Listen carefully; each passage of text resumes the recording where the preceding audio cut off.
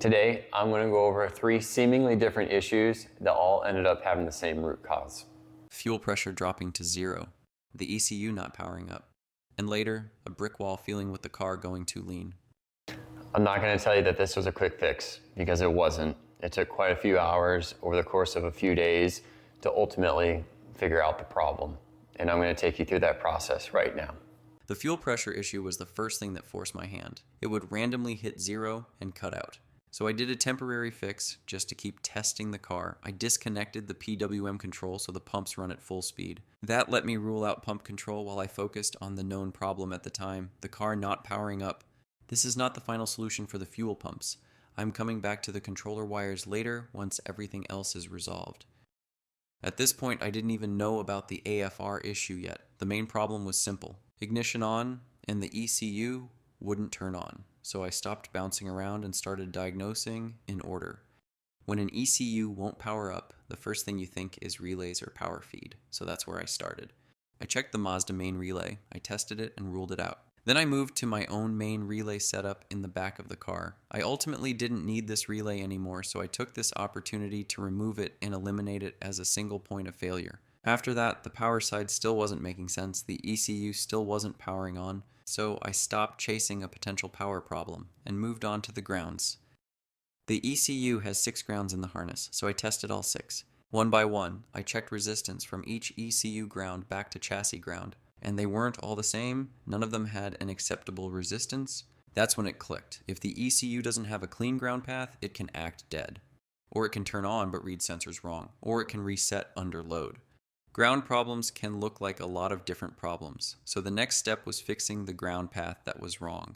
The first real breakthrough was repinning a chassis ground in the ECU harness. Once that ground pin was in the right place, the ECU powered up immediately. Ignition on, ECU on, and the car started. That told me the no start issue wasn't fuel or tune or anything else. It was ground path to the ECU. Right after that, I took it out for a drive, and that's when the next issue showed itself. The car would feel like it hit a brick wall and go super lean, and the AFR readings were all over the place. It didn't feel like a normal tuning problem. After doing some research online, it became apparent that all 3 issues I was having all have the same root cause: bad grounds.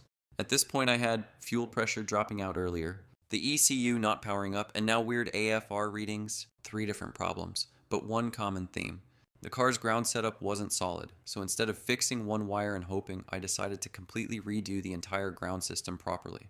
Fortunately, my custom wiring harness already took care of sensor grounds, so I didn't need to redo that. What I changed was the ground path around the car, so everything shares the same solid reference. Right now, I run a 0 gauge wire from the battery straight to the back of the passenger side head. That stud is my main engine ground point. On that same stud, I have a 2 gauge wire that runs back to a ground post in the rear. That rear post is mounted to the rear diff subframe, so it's on real steel, not some thin sheet metal spot like I had before.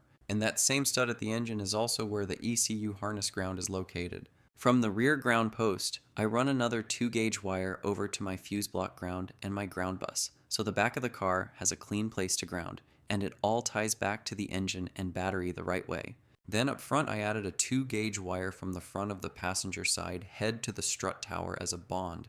That keeps the engine and chassis tied together instead of letting them be 2 separate grounds. The goal was simple: one solid main ground at the engine, a solid rear ground point, and good bonds so the car stops doing random electrical things. After the ground overhaul, the ECU powers up normally, and the AFR behavior is way more normal in the logs. Fuel pressure is still the separate item I'm coming back to.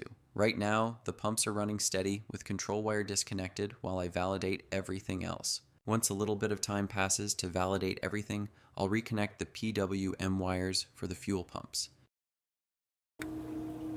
At this point, all the weird behavior is gone and the car is back to driving normal. If you had a ground issue previously, let me know what weird behavior you saw. Post a comment. Thank you for watching.